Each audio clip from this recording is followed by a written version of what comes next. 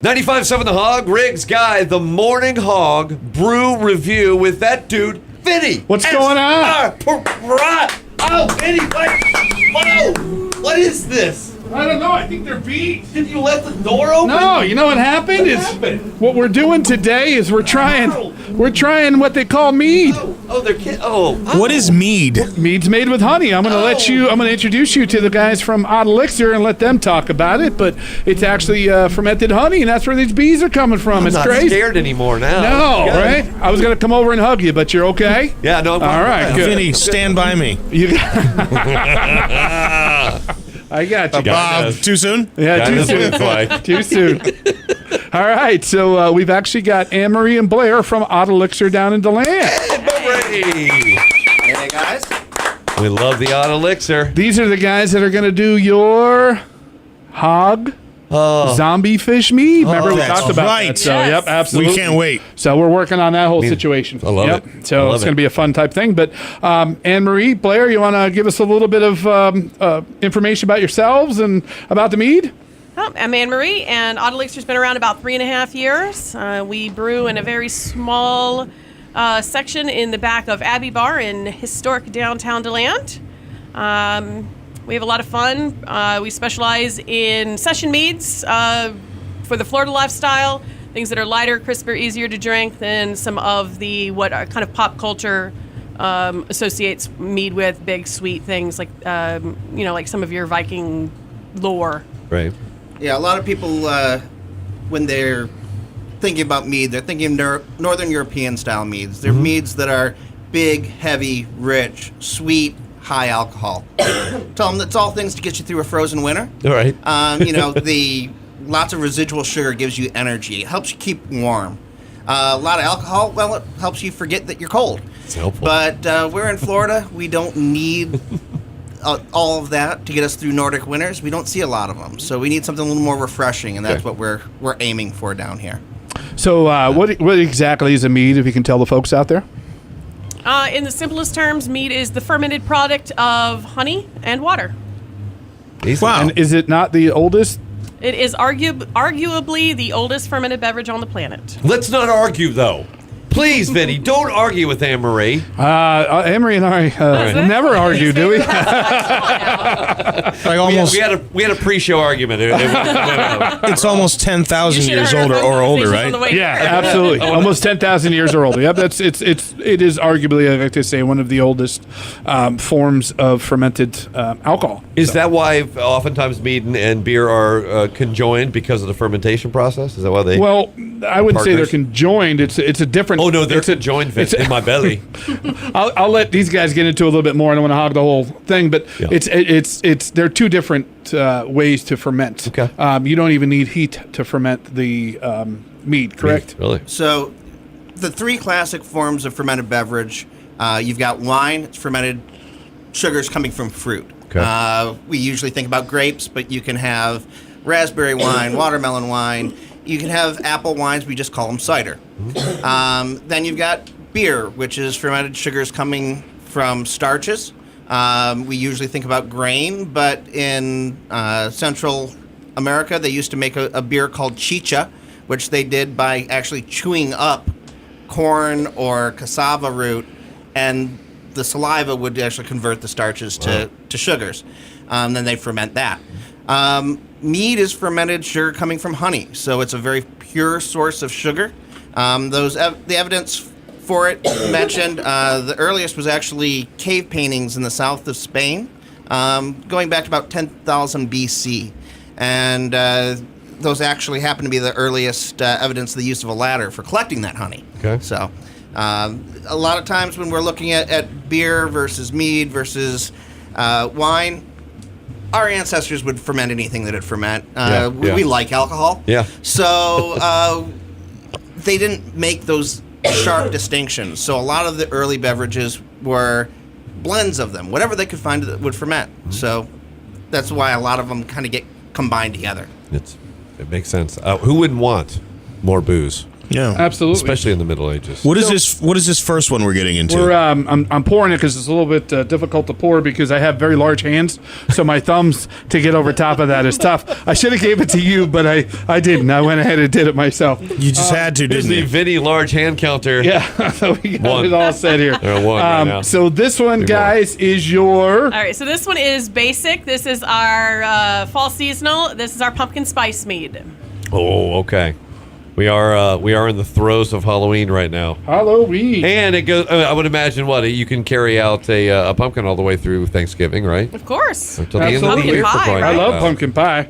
Pumpkin pie. Although, if you carve a pumpkin and you leave it up past Thanksgiving, it all goes wrong. I've done it. Don't do it. If you leave it long enough, you'll get pumpkins in March, though. That's why it's a great point. I I used should- to try to carve my pumpkins back in that's July, spicy. but That it never smells worked spicy. out. Whatever. So here we go. And what's the ABV on this? This one's about 6.5%. Okay, very light, good. very easy. Where do you get the honey? Oh, that is sweet. All of our honey is locally sourced. We get most of our honey through David Webb out in Orlando, but we use honey from right here in New Smyrna Beach. We've used honey out of Geneva, Mount Dora. All of our honey is sourced here in Florida. There's alcohol in this? Yeah. Yeah. Yes, there is. Yeah. I know. Yeah, there is. This is dangerous. Yeah, it's very dangerous. It is. We've been told that. You know what'll happen if you have too many of these? Your pants will come off. I've been From told. experience or anything. Yeah. You got them both in. I got them both You in. did. Oh, that's great. That's smooth. And I'm smelling the spice, but it isn't. You're not getting a big spice attack taste wise. Yeah, I'm definitely getting the honey. yeah. Trying to keep this one balanced. It's really easy to overdo the spice and make it just a spice bomb where there's Right. nothing else there. But we're trying to play with both the honey and the spice, keep the two of them in balance. This is one of the sweeter meads we do. It's based off of our Abbey Normal, which is kind of our base mead that we work off of. This is something I've never, ever, ever had before. And this is something I probably will dabble more in. The wife would really like it, but Yep. it's definitely different. Now you have and to remember it's definitely these- dangerous. You have to remember these are what they call the sessionable meads. The ones he was talking about, the old English and those type of meads are going to be higher in alcohol and they're going to be very sweet. They're going to be sickly sweet almost, and you do have to pretty much drink them when it's super cold outside and go. These are sessionable. These are a little bit different. So when you're out shopping for meads, remember that. Okay, you're going to look. They got a couple of them. One called Zombie Blood, which is what 13. Viking's blood. Or Viking's Blood, I mean. It's Yep. 19%. 19%. Wow. So that's more of a wine. That's why you got to remember that. So when you're sitting down, that you can definitely taste the alcohol in. So Oh, okay. these, they're delicious. And what's nice about, one of my favorite things about the meads that they do is you put them in a keg, and when you put them on line, it actually picks up a little bit of carbonation from the draft line. It's going to do that naturally, and it makes it petulant in very tiny bubbles. And it's just very light, very small amount, but it just really kicks it up a notch. So, You gave me a good idea for a Halloween costume. Now I'm changing it up. I'm going as a Viking, As a a- bloody Viking. is it- Yeah. You got to put Yeah. some pillows on or something. Right You got to here. bulk something Oh, up there. 'cause- I haven't exhaled this whole segment yet. What are you talking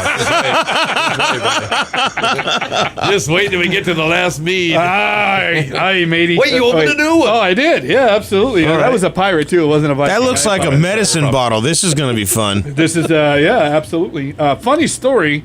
They're called Odd Elixir, but you guys couldn't put that on the package, correct? Right. So we all of our packaging we package under the name Odd X because as far as the federal government is concerned, using the word elixir implies that we have medicinal qualities. Oh yeah, okay. And we can't imply that. And evidently, as far as Uncle Sam is concerned, you as the consumer are too dumb to realize that this isn't medication. So we actually bottle under the trade name Odd X instead of Odd Elixir. Okay. Wow. And this is. Let me tell you something though. I don't want to shortchange it because I had a bad attitude before you got here, and after just one, I already have a better attitude. So I feel like it may be medicinal.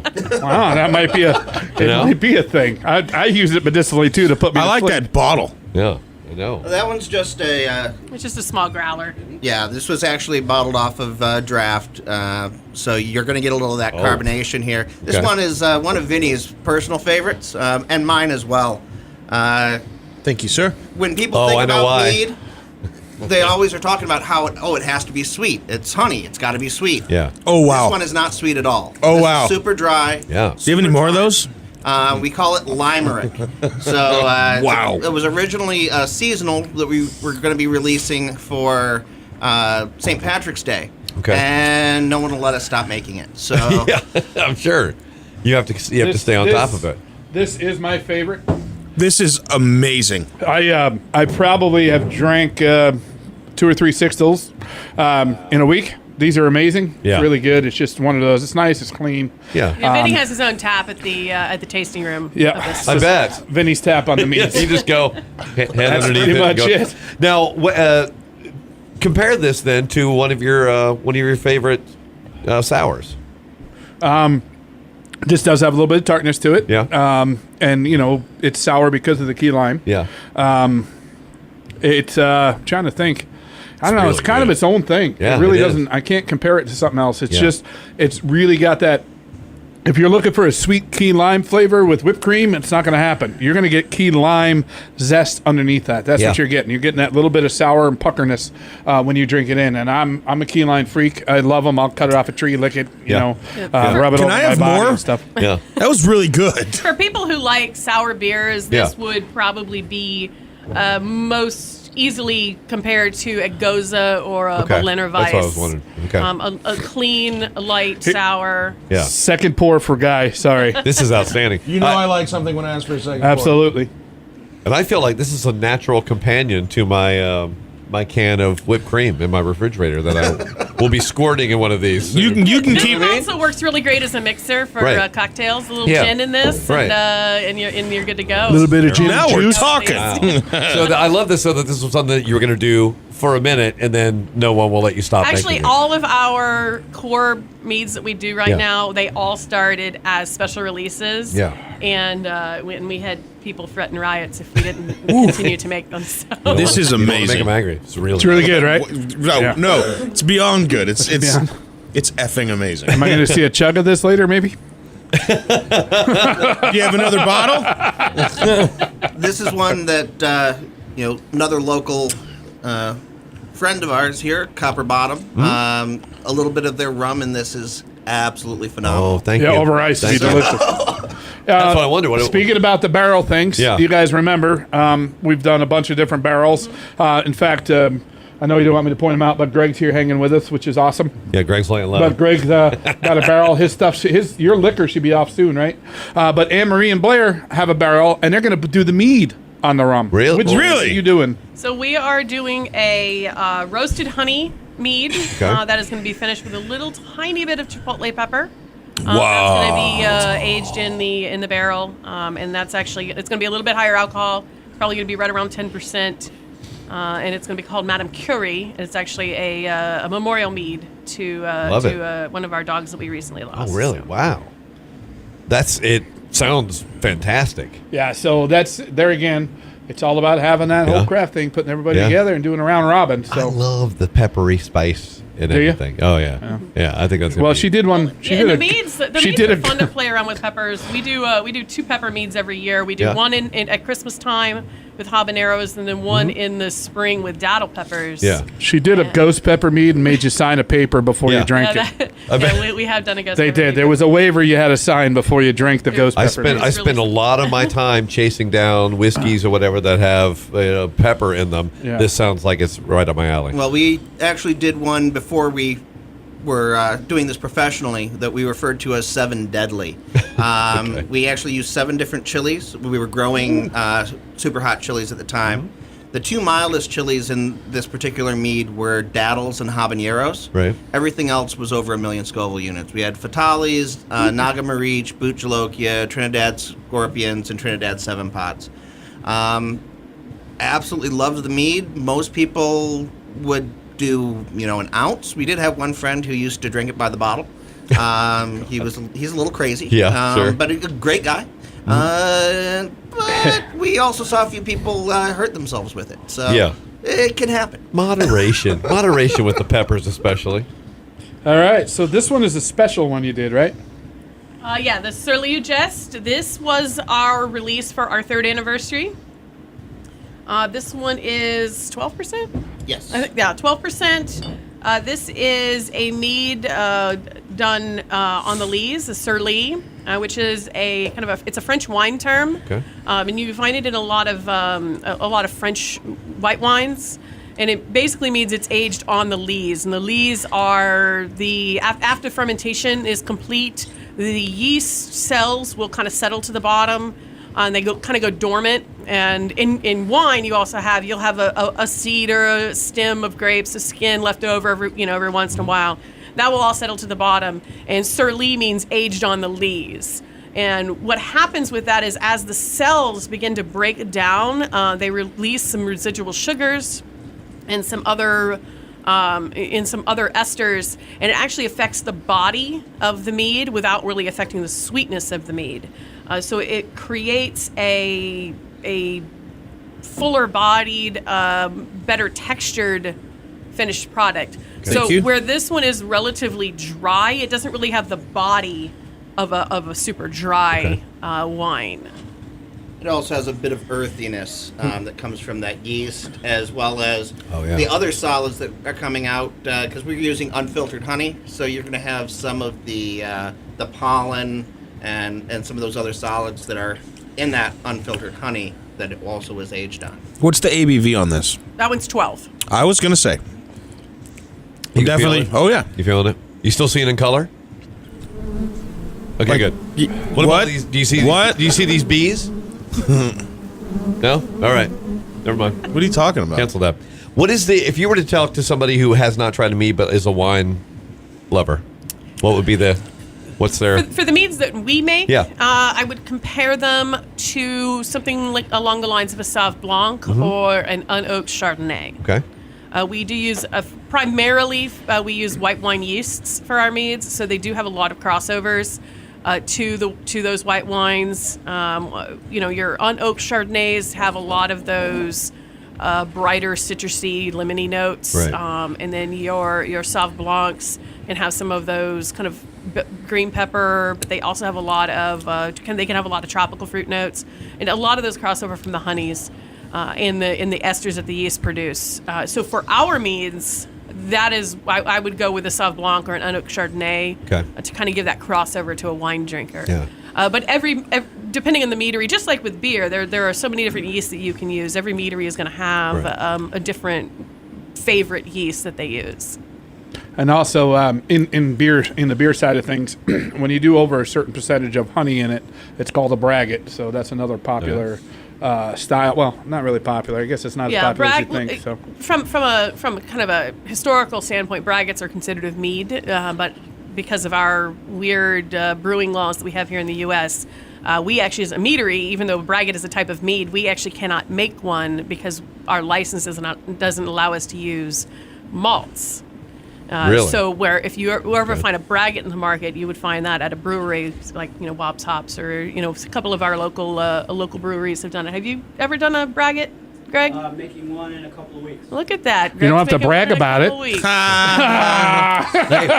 Let me use it in a sentence. Vinny likes to brag it about the size of his hands. Boom, 2.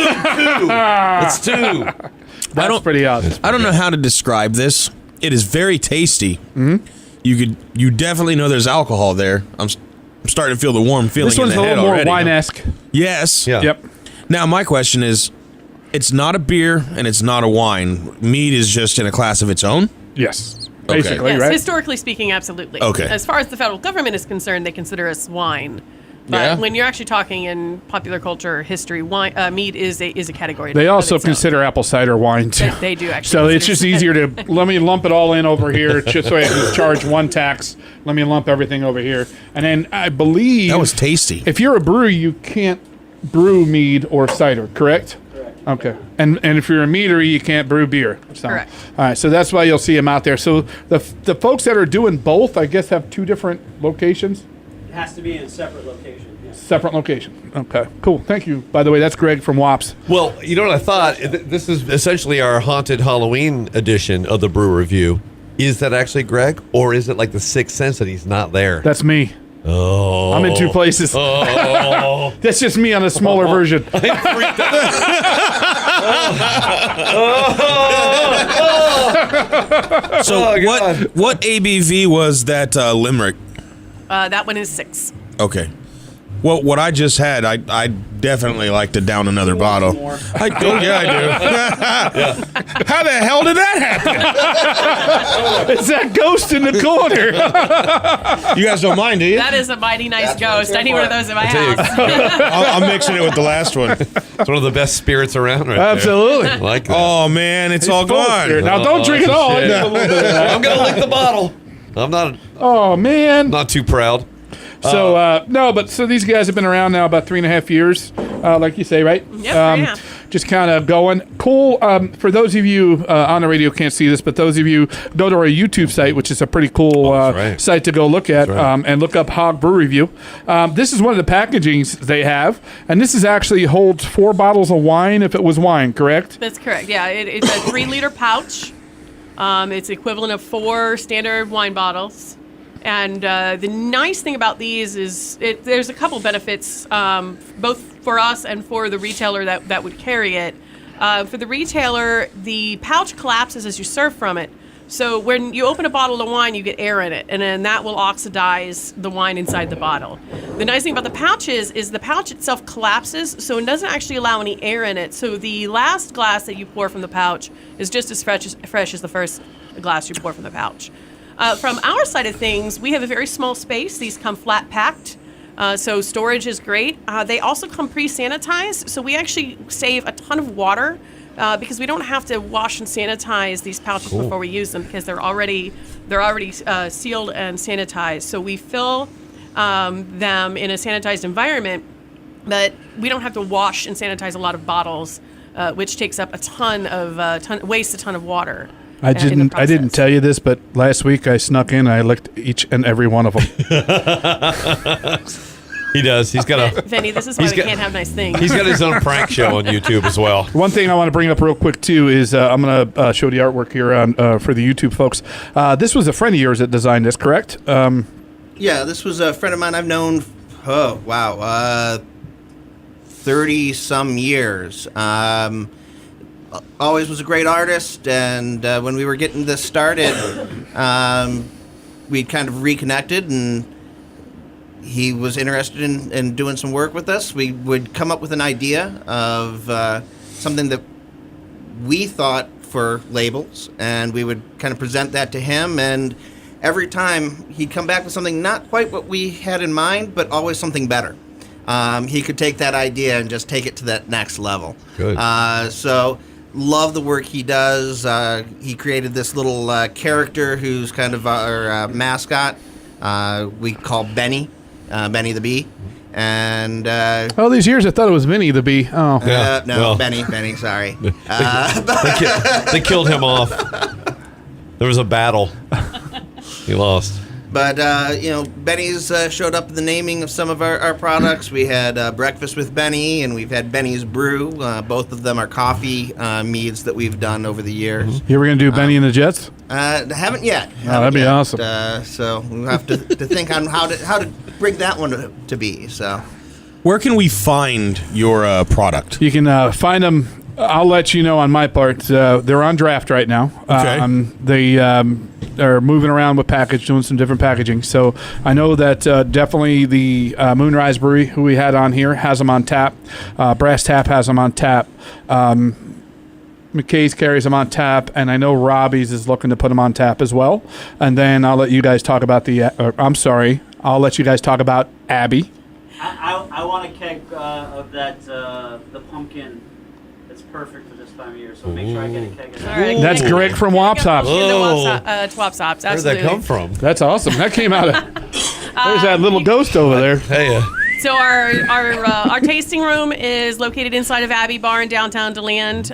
We usually have about 6 different meads on, our 4 cores and usually 2 seasonals. And then you can also find them at the Elusive Grape in downtown that's right. DeLand. We actually make a mead that is exclusive to the Elusive Grape called the Elusive Elixir. It is a white grape piment. A piment is a blend of grape and honey. And that one we make exclusively for the Elusive Grape. And that's delicious. And then of course our seasonals, so we have it at Abbey. But if you doubt the medicinal, and I know you can't say it for legal reasons, if you doubt the medicinal assistance that this provides, look, her cough's gone. I feel better. And you know what? You're Guys prettier doubled too. his bicep size. You're prettier. Thank you. Yeah, it's amazing. Why? Gonna The bomb bees. you up. It's a bee sting lips. So, What is your top seller there, real quick? What? It'd probably be a toss-up between our Abbey Normal, which is our single varietal mead. It's wildflower honey with no additional flavorings, and probably our Green Goddess, which is peach, mango, and pineapple. That's another one of those that we did. We actually did that as just a single batch. We did it for a beer festival in DeBerry. And we had people showing up at the meadery the next day wanting growlers of it. And when we told them that we weren't planning on making that again, I thought I was going to have a riot on my hands. Small riots. We've actually made it ever since then. So I would be a toss-up between Green Goddess and Abbey Normal. but when I'm drinking there, it's key lime. Yeah, that's right. Just go Well, to me and you would have to fight. Yeah, for the absolutely. Well, and I'm Mindy saying the tap. sales go up, so we'll go down there and make it the number one. That's going to be our goal. We're going to make key that's lime right. number one. We're going to make lime. And is that 12%er that we had? What was that one again? That one's called Sur-Lie Adjust. Is that still for sale? We do still have bottles of that available. That's at- definitely a different taste, awesome, and it's Yeah. definitely kicking the pants. That's for sure. Kicking a hind end, absolutely. Get you rolling. So, All right. yeah, cool. Yeah, thanks so much for coming in. Thanks for having us. Thank you for coming out here, guys. Appreciate everything. And I know it's going to be a beautiful weekend this Saturday, Oh, tomorrow. we're ready for it, right? Hey, somebody said there's some kind of game on, right? Syracuse is playing somebody? Or is there? Yeah. Okay. Syracuse So, and Dartmouth are playing. so you can get out there and watch that. If you guys are bored, we're doing a little event over at Ocean Deck tomorrow, tomorrow between 2 and 6. Go, carry on, buddy. I don't even want to know what you're doing over there. There's a spirit that blew my shirt up. Is that what it was? Yeah. No big deal. Do you know why the St. John's flows north? Because Georgia sucks. Oh, jeez. What is the St. John's? I don't know what that is. Like another ghost talking over there. Thank Katie, you I'm so sorry. much for coming in, You're guys. going to do some important plugging. Go right ahead. You guys want good. to check them out? Go to oddelixir.com. That's right. Absolutely. Thank you both for coming. Thank you. And cheers. Clink. That's it. Good job, guys. This is brilliant. Wow. This is It brilliant. is brilliant. That